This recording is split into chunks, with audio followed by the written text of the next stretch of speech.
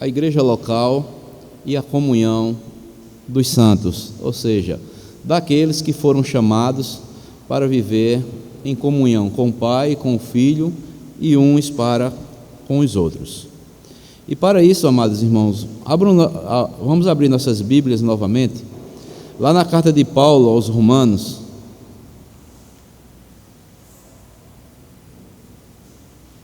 capítulo 12,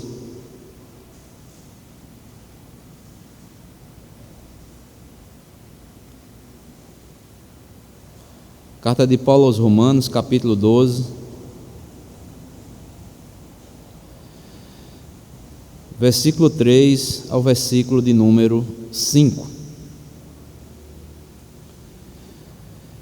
que nos diz assim, carta de Paulo aos Romanos, capítulo 12, versículo 3 ao versículo 5. Porque pela graça que me foi dada, digo a cada um dentre vós, que não pense de si mesmo além do que convém. Antes, pense com moderação, segundo a medida da fé que Deus repartiu a cada um. Porque assim como num só corpo temos muitos membros, mas nem todos os membros têm a mesma função. Assim também nós, conquanto muitos, somos um só corpo em Cristo e membros uns dos outros. Que Deus, mais uma vez, nos abençoe com a porção lida da sua santa palavra. Meus amados irmãos, não é um tema tão fácil, é um tema muito extensivo, nós falarmos sobre a comunhão da igreja local, mas nós veremos algumas verdades nesta noite acerca da igreja local e a comunhão dos santos. A Bíblia nos mostra que está escrito lá em Efésios, Paulo diz também que nós que somos igreja do Senhor Jesus Cristo, nós somos a família de Deus. E nós sabemos que uma família, em toda a sua essência, ela tem que ter um relacionamento entre todos os membros. A essência da família deve ser um relacionamento entre todos os membros desta família. Viver unido é viver, como nós vimos lá na primeira carta de João, primeiramente em comunhão com o Pai, com o Filho e também com os irmãos. Um certo escritor chamado Charles R. Schindel, ele diz uma coisa interessante, e eu concordo com as palavras pelas quais ele afirma acerca de uma família. Ele diz o seguinte, que uma família forte possui 6 qualidades principais. Uma família forte, ela possui 6 qualidades principais. Primeira, ela é comprometida com a própria família, ela gasta tempo junta, ela tem boa comunicação familiar, ela tem apreciação um ao outro, ela tem um compromisso e ela é capaz de resolver os problemas nas crises. E eu achei interessante aqui essa posição aqui, essa afirmação que faz este autor, que isso aqui, amados irmãos, podemos resumir em 2 palavras: comunhão e mutualidade. E nós podemos aplicar também estas mesmas qualidades para uma igreja forte, pois uma igreja ou a igreja é uma família das famílias.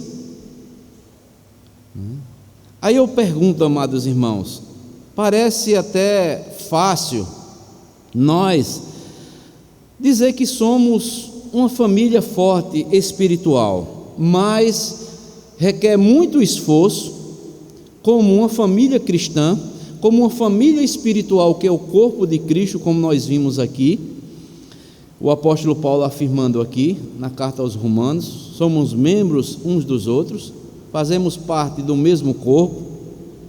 Aí, primeiro, tem que haver comprometimento como família, de uns para com os outros. Nós temos que gastar tempo juntos, nós temos que ter uma boa comunicação, né?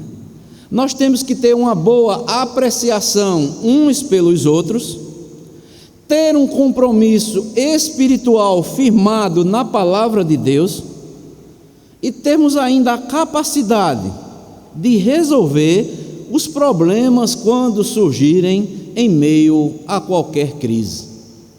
Parece até fácil, mas meus irmãos, quando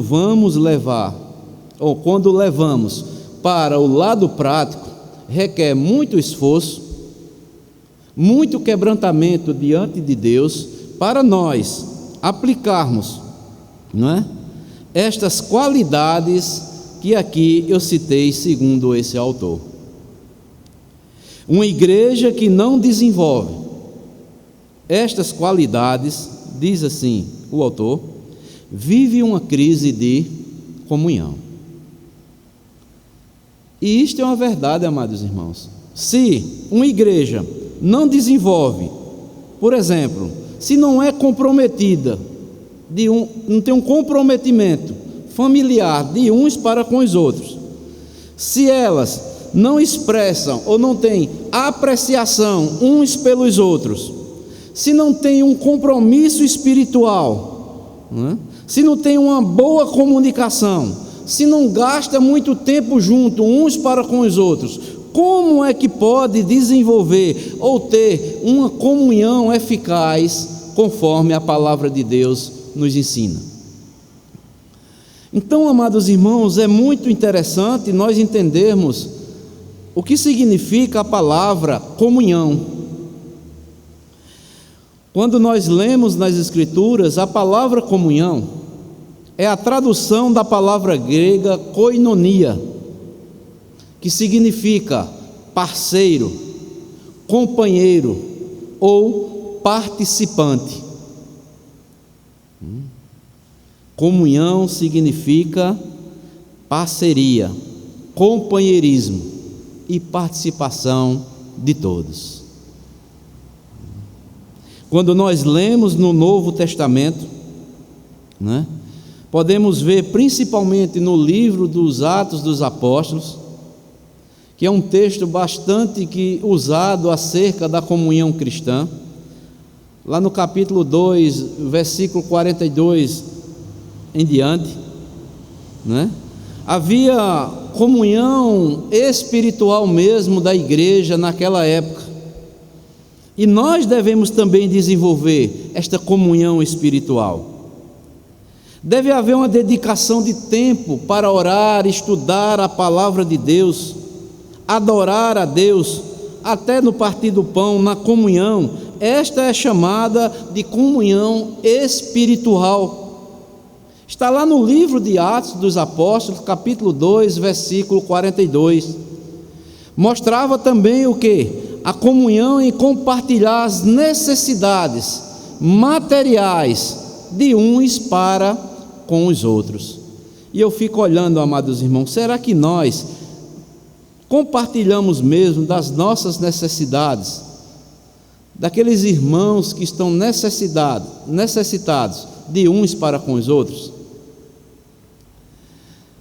Era uma igreja também que cooperava na obra missionária.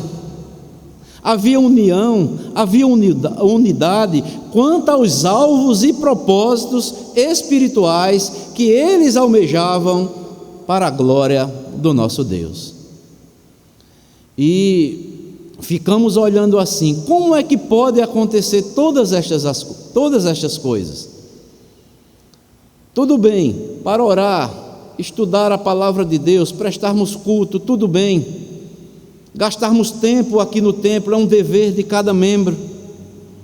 Será que nós estamos compartilhando das necessidades materiais dos nossos irmãos que estão necessitados? Será que cooperamos também na obra missionária? Será que estamos promovendo união, unidade para os alvos e propósitos espirituais pelas quais a igreja está aqui na terra? Eu fico olhando lá, quando nós vamos para a segunda carta de Paulo aos Coríntios. Paulo manda que retirem uma oferta para as igrejas que estavam necessitando, e aqueles irmãos lá da Judéia fizeram um grande esforço para, mesmo não tendo condições, eles fizeram de tudo, tiraram da sua própria economia para enviar oferta aos irmãos que estavam necessitados em outras igrejas. Mas eles dizem, porque eles tinham prazer em ser partícipes na assistência aos santos, mostrando-nos o que? Que havia uma verdadeira unidade, amor, né? De uns para com os outros. Mutualidade é uma palavra também que nós vamos usar nesta noite, né? Mostrando-nos o que? Comunhão, ela está sempre ligada à mutualidade. Essa palavra não existe na Bíblia, né? Mas todas as vezes que, principalmente nas cartas paulinas, quando Paulo mostra que nós devemos orar uns pelos outros, uns aos outros, podemos dizer aqui a mutualidade que o apóstolo Paulo mostra-nos que é necessário que estejamos o quê? Entrelaçados, compartilhando dia a dia das lutas cristãs que virá sobre as nossas vidas. Nós podemos ver, amados irmãos, que na Bíblia tem vários ensinamentos, vários mandamentos para nós desenvolvermos e saber que se estamos vivendo verdadeiramente a comunhão com Deus e a comunhão de uns para com os outros. Principalmente nas cartas paulinas, Paulo vai usar esse termo, uns para com os outros. E nós veremos, amados irmãos, nesta noite, né, que Paulo vai usar este termo, né, para nós preservarmos a nossa comunhão, a unidade como família e corpo de Cristo. Nós veremos alguns mandamentos que foram registrados nas cartas paulinas, como também em outras cartas pastorais, para nós entendermos como é importante a mutualidade, estarmos o quê? Envolvidos, né? Obrigações mútuas de uns para com os outros.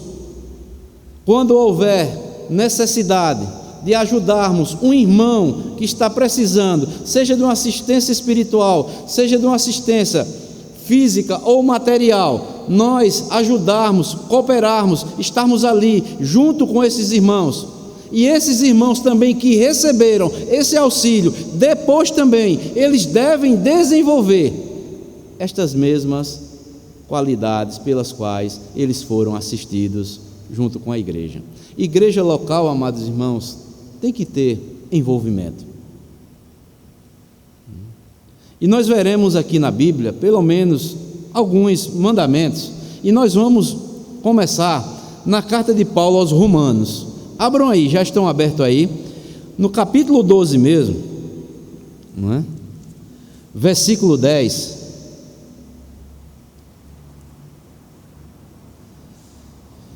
Paulo vai nos ensinar este primeiro mandamento, que é principal.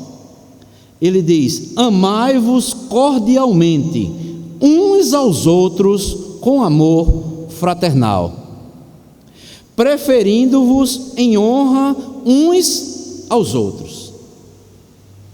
Em outras palavras, Paulo nos mostra aqui que devemos o quê? Amar uns aos outros. Parece até uma palavra fácil, né? E amar, mas veremos algumas outras coisas, algumas comprovações se nós verdadeiramente amamos uns aos outros. Romanos capítulo 15 também, versículo 7.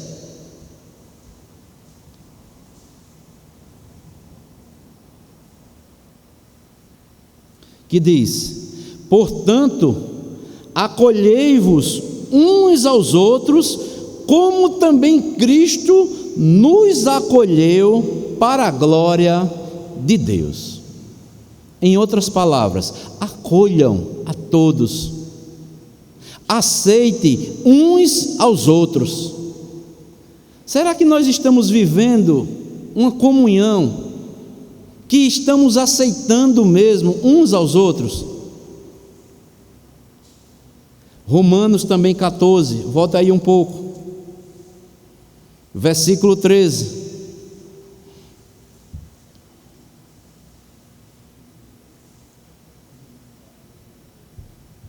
Não nos julguemos mais uns aos outros, pelo contrário, tomai propósito de não pordes tropeço ou escândalo ao vosso irmão.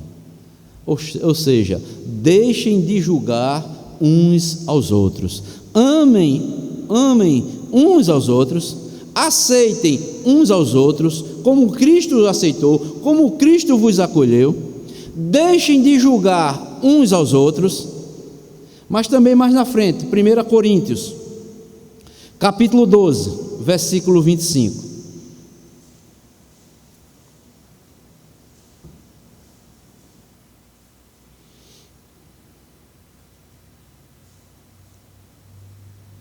Para que não haja divisão no corpo, pelo contrário, cooperem os membros, olha que coisa interessante, com igual cuidado, em favor uns dos outros. Ou seja, cooperem os membros com igual cuidado, em favor uns dos outros. Ou seja, cuidem uns dos outros. Que coisa profunda, amados irmãos. Nós estamos cuidando mesmo uns dos outros. Por isso que a importância da igreja local tem que haver o quê? Um envolvimento de toda a igreja. Como é que eu vou saber a necessidade de um irmão se eu não tenho um envolvimento com a igreja local? Como eu digo que eu amo os meus irmãos se eu não venho ou não desejo estar compartilhando daquilo que é necessário que seja feito na igreja local? Mas também 1 Coríntios 13, aí 2 Coríntios 13,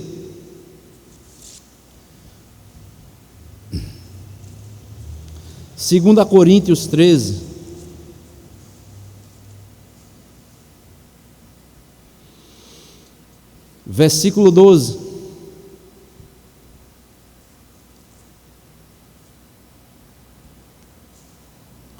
Saudai-vos uns aos outros com ósculo santo. Eu acho interessante a preocupação que Paulo tinha com as igrejas locais. Ele sempre envolve uns aos outros. E para que verdadeiramente, amados irmãos, apliquemos estas verdades aqui, saúdem uns aos outros, tem que ter o quê? Um envolvimento profundo. Isso se chama comunhão e mutualidade. Mas também mais um pouco aí em Gálatas capítulo 5, versículo 26.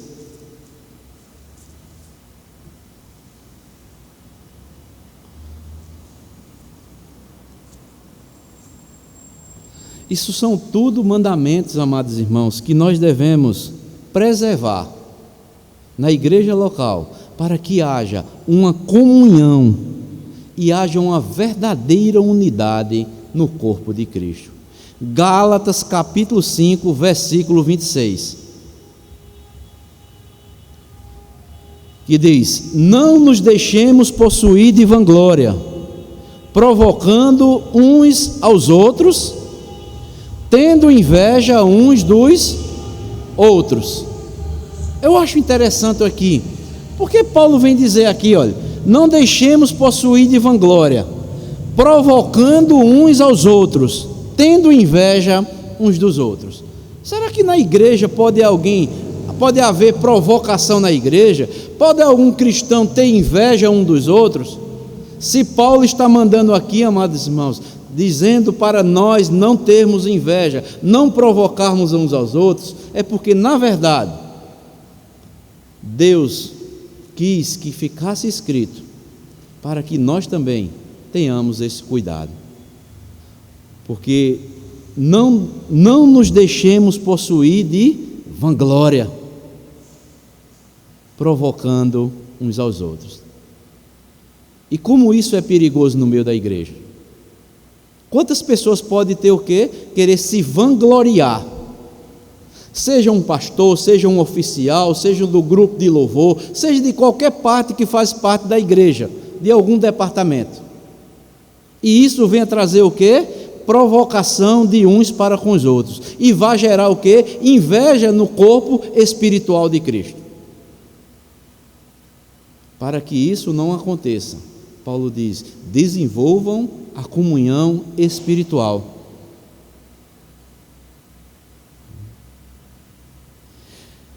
Gálatas capítulo 6, versículo 2. Paulo manda também: levai as cargas uns dos outros, e assim cumprireis a lei de Cristo. Levar a carga uns dos outros, e assim cumprireis a lei de Cristo.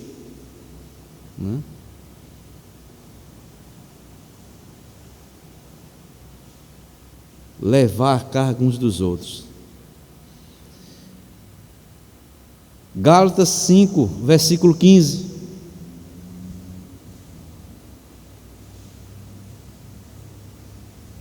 Que diz: se vós, porém, vos mordeis e devorais uns aos outros, vede que não sejais o quê? Mutuamente destruídos.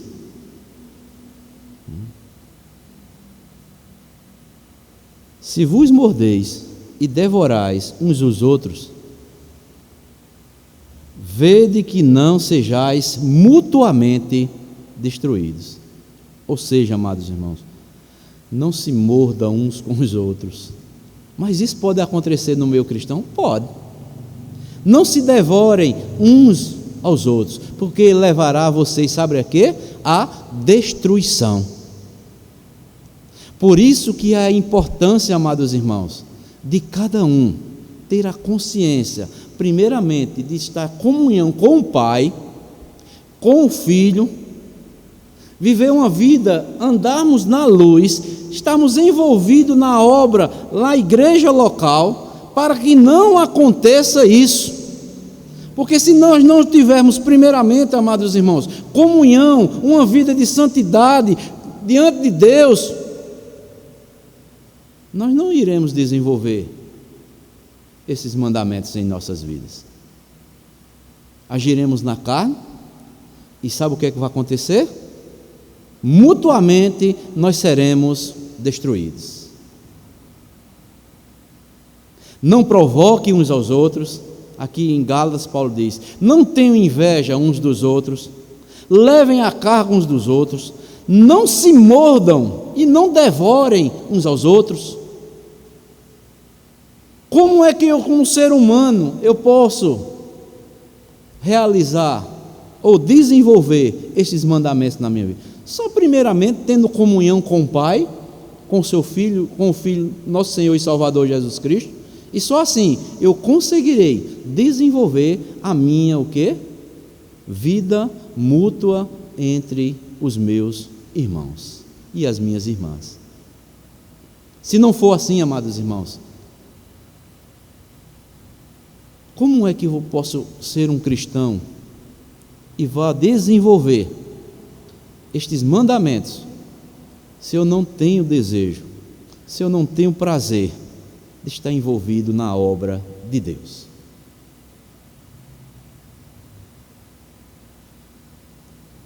Como é que eu vou saber as necessidades dos meus irmãos? Como é que eu vou ter cuidado de um para com o outro? Mas também mais adiante aí, Efésios, capítulo 5, versículo 21.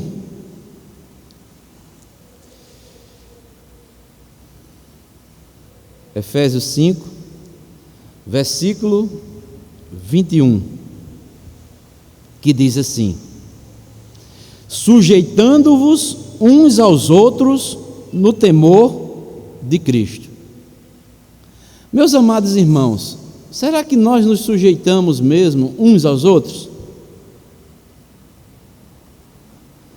Será que nós vivemos uma vida primeiramente de sujeição a Deus? Porque se eu não tenho uma vida de sujeição a Deus, não tenho comunhão, voltando novamente, se eu não tenho uma vida de comunhão com Deus, se eu não sou sujeito a Deus, às suas leis, aos seus ensinamentos, aos seus mandamentos, eu não serei sujeito a nenhuma pessoa na igreja. E tem muitas pessoas na igreja que dizem: eu não me sujeito a ninguém, a não ser a Deus. Está certo. Mas Paulo está dizendo que nós devemos nos sujeitar uns aos outros no temor de Cristo. Isso é respeito, sujeição. Mulheres que não são sujeitas aos esposos, filhos que não são sujeitos aos pais, membros que não são sujeitos às autoridades na igreja.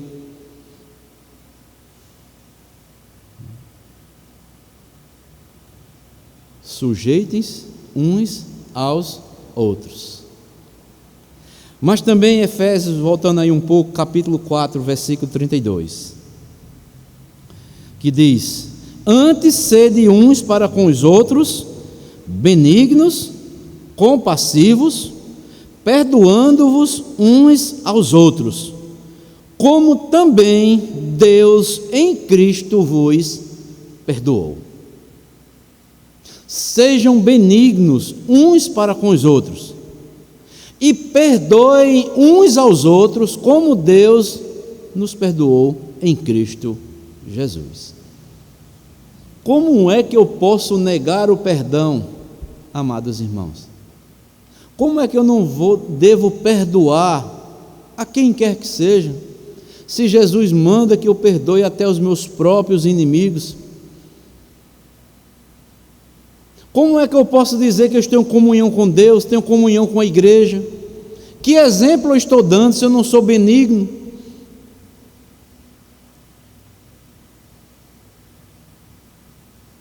Colossenses capítulo 3, mais adiante aí.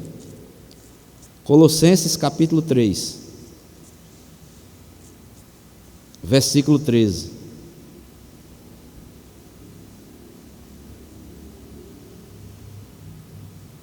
Novamente Paulo vai falar sobre o perdão. Suportai-vos uns aos outros, perdoai-vos, olha de novo, olha, mutuamente, perdoem a todos, caso alguém tenha motivo de queixa contra outro, assim como o Senhor vos perdoou, assim também perdoai vós. Suportem uns aos outros, perdoai-vos mutuamente, não negue o perdão a ninguém. Se você tem motivo contra outro, ou queixa contra outro, assim como o Senhor vos perdoou, assim também perdoai-vos vós também. Profunda, amados irmãos, mas é verdade. Colossenses 3:9,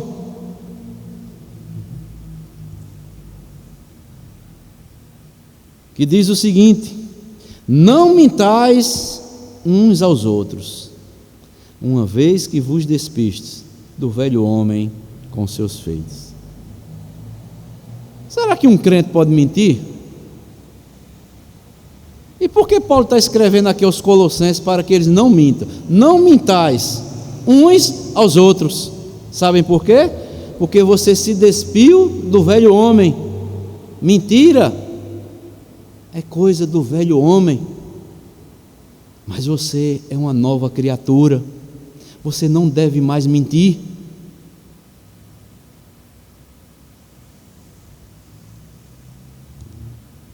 Colossenses também 3,16.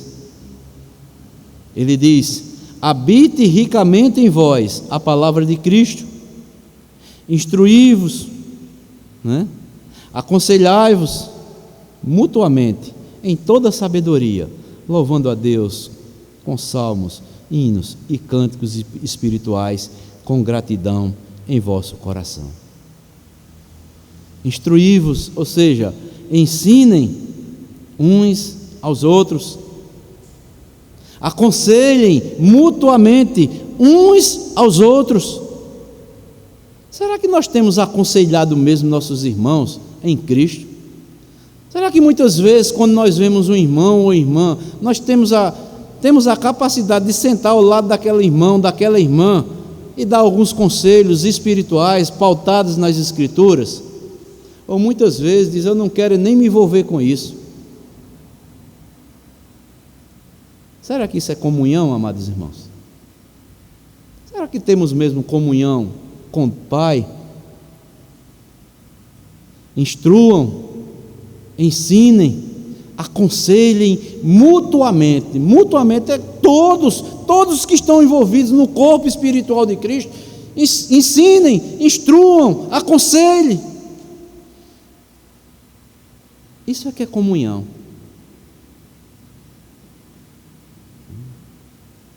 1 Tessalonicenses, mais adiante aí, capítulo 5.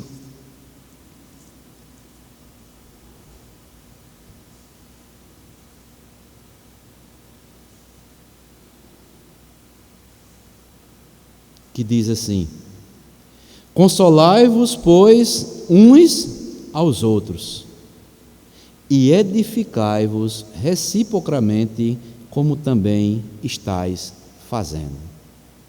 Paulo manda que nós devemos o quê?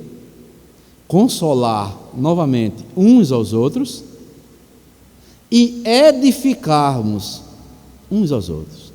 Será que a nossa vida, amados irmãos,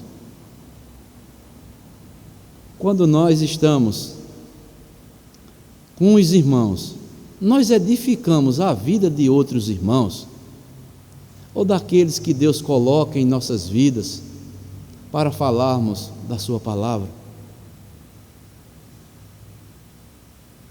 Ou muitas vezes nós estamos destruindo?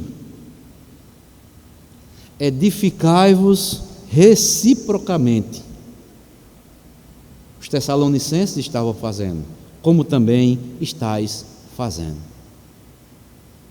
Será que a nossa vida, seja em palavras, seja em atitudes, seja o nosso comportamento, edifica as outras pessoas?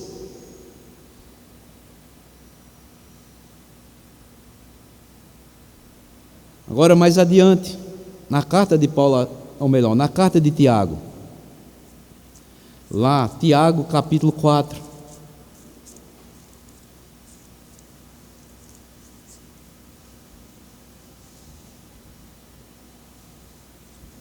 Tiago capítulo 4,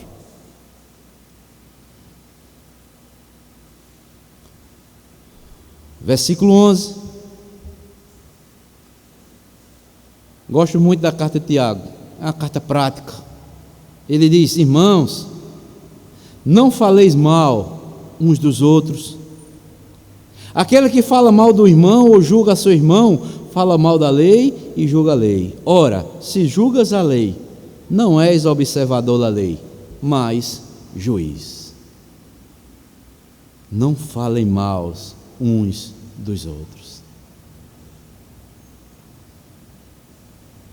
Aquele que fala mal do irmão ou julga seu irmão, fala mal da lei e julga a lei. Ora, se julgamos a lei, nós não somos observadores, nós estamos tendo uma atitude de juiz. Nós não somos juízes. Juiz só existe um, que é o nosso Senhor, Deus que está nos céus. Será que nós falamos mal uns dos outros?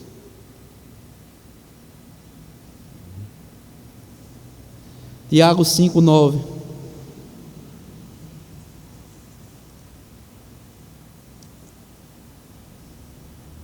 Irmãos, não vos queixeis uns aos outros, para não serdes julgados.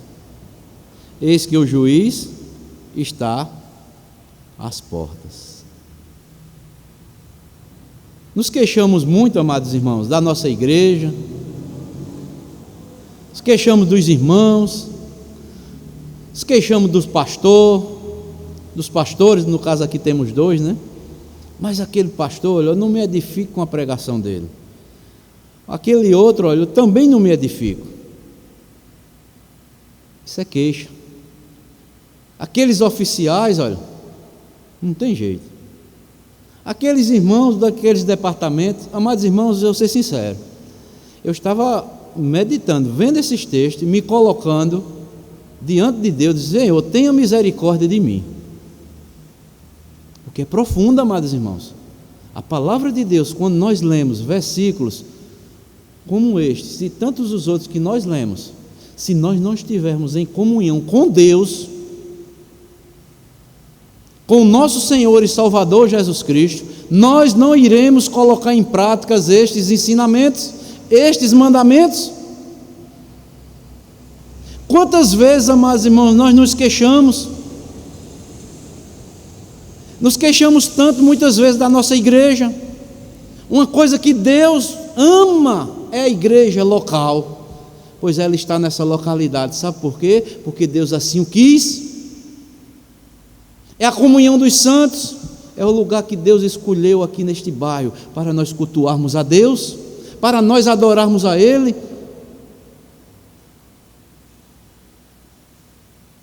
Como é que está a nossa comunhão com Deus? Como é que está a nossa comunhão com os irmãos?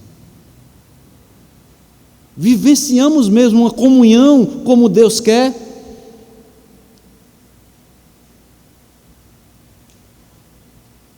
Somos companheiros mesmo dos outros? Não é? Nós somos parceiros mesmo dos outros? Nós participamos mesmo da luta uns dos outros, seja em qualquer área da nossa vida? Ou preferimos nós não chegar nem perto? E tem muitos também, amados irmãos, que não querem ser ajudados. Quantas vezes você, como pastor, quer aconselhar? Quantas vezes você, como pastor, quer ajudar?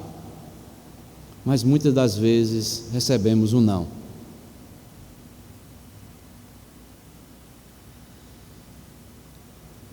Não se queixem uns aos outros. Tiago, ainda no capítulo 5, versículo 16. Confessai, pois, os vossos pecados uns aos outros, e orai uns pelos outros, para seres curados. Confessem os pecados uns aos outros, orem uns pelos outros. Será que nós estamos orando mesmo, amados irmãos, uns pelos outros? Será que nós oramos por cada um individualmente dos nossos irmãos? Eu estou falando a título de igreja local. Será que nós lembramos pelo menos os irmãos, o nome dos irmãos da nossa igreja?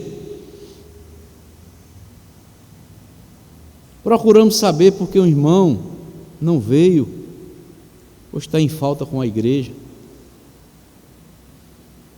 Isso não é só dever do pastor não, amados irmãos. É dever de todos os membros. Isso vai demonstrar se estamos em comunhão com Deus e mantemos a comunhão de uns para com os outros. Aí eu faço uma pergunta: como desenvolveremos estes mandamentos pelos quais nós lemos aqui, se eu não faço parte de uma igreja local? Voltando ao tema, a importância da igreja local. Como desenvolveremos estes mandamentos se eu não for um membro presente na igreja local?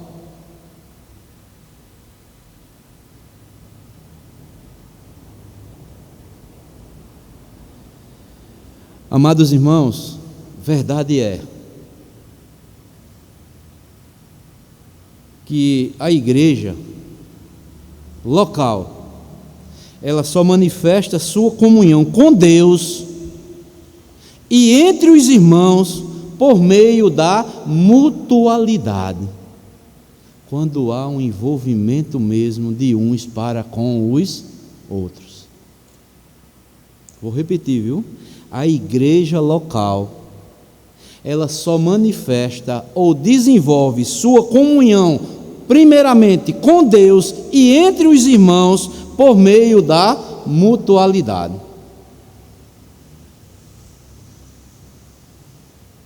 Será que Deus quer apenas que tenhamos comunhão com Ele?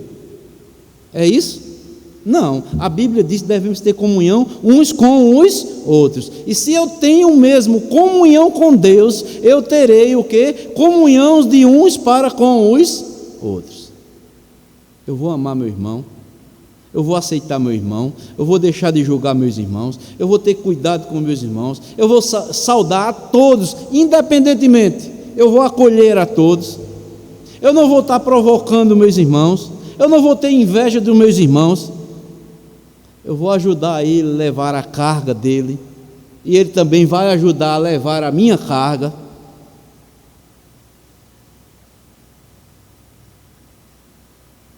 Eu vou estar me sujeitando a ele,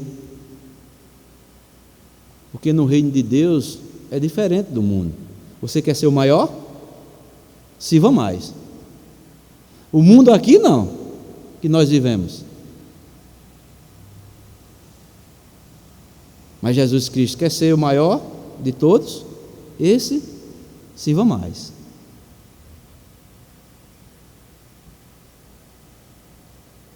Sejam bondosos, suportem uns os outros, edificam uns os outros, ensinam uns os outros, cantem louvores uns com os outros, se reúnam.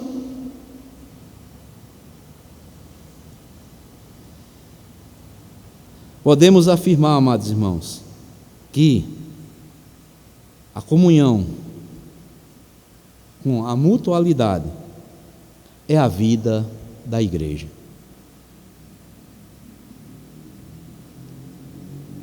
Mutualidade unida à comunhão é o coração do ministério da igreja. Porque tantas pessoas, eu já tive a oportunidade, amados irmãos, de conversar com tantos irmãos que tanto tempo estão na igreja e não conseguiram ainda saber a função que Deus lhe chamou no corpo local da igreja para desenvolver. Porque Deus chamou todos para exercer uma função. E quando eu tenho comunhão com Deus, o meu Pai espiritual, o meu Senhor, Ele vai me mostrar aonde eu deva desenvolver o meu ministério na igreja pela qual eu faço parte da sua membresia.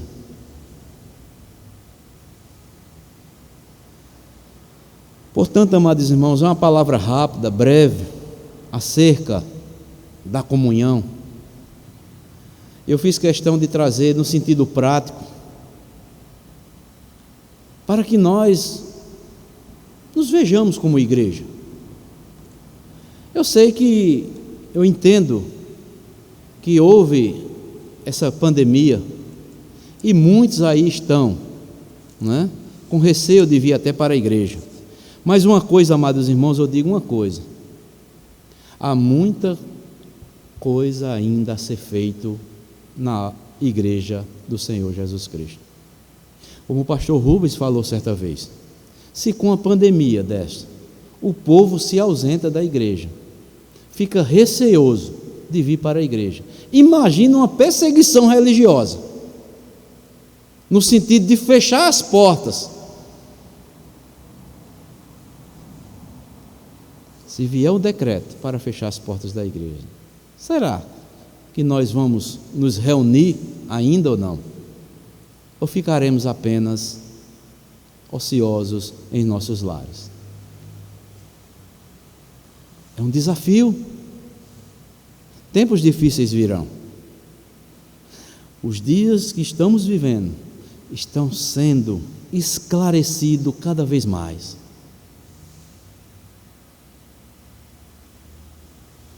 As profecias estão se cumprindo.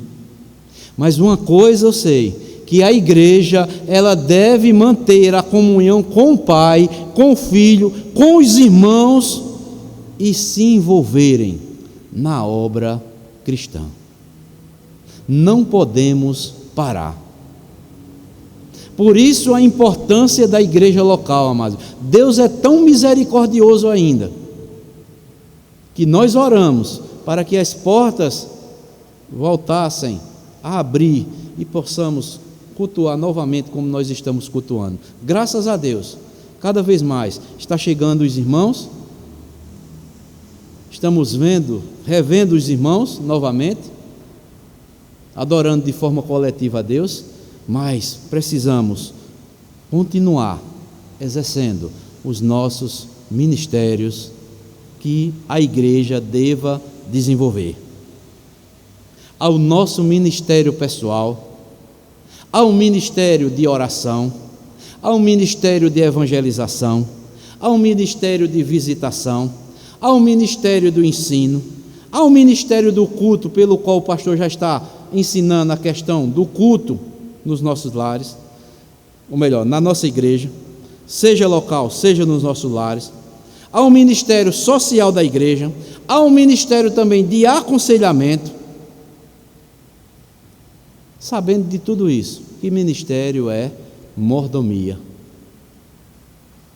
Deus nos entregou tudo em nossas mãos, para administrarmos da melhor forma possível, assim como Ele nos orientar em Sua palavra. Será que vai parar, amados irmãos, o ministério de oração das nossas igrejas? Será que vai parar o ministério de evangelização? Será que vai parar o ministério de visitação? Será que vai parar o ministério, seja o culto nos lares, seja o culto aqui na igreja? Não, deve continuar. O ministério social,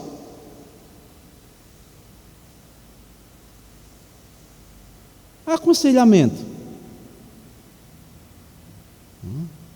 Às vezes as pessoas acham que aconselhamento, está certo que o pastor, ele sempre é convocado, mas você pode ser um conselheiro no seu irmão, de sua irmã, pautado na palavra de Deus.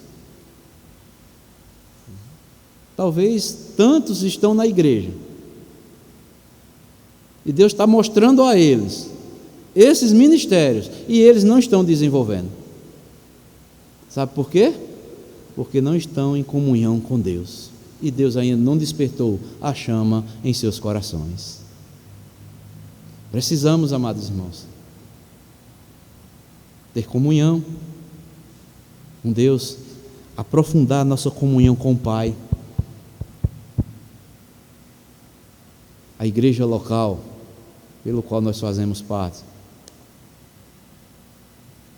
deve desenvolver todos os ministérios que lhe foram confiados. Cada um no seu ministério. Um não deve fazer a função do outro, mas cada um desenvolver as suas funções ou os seus ministérios.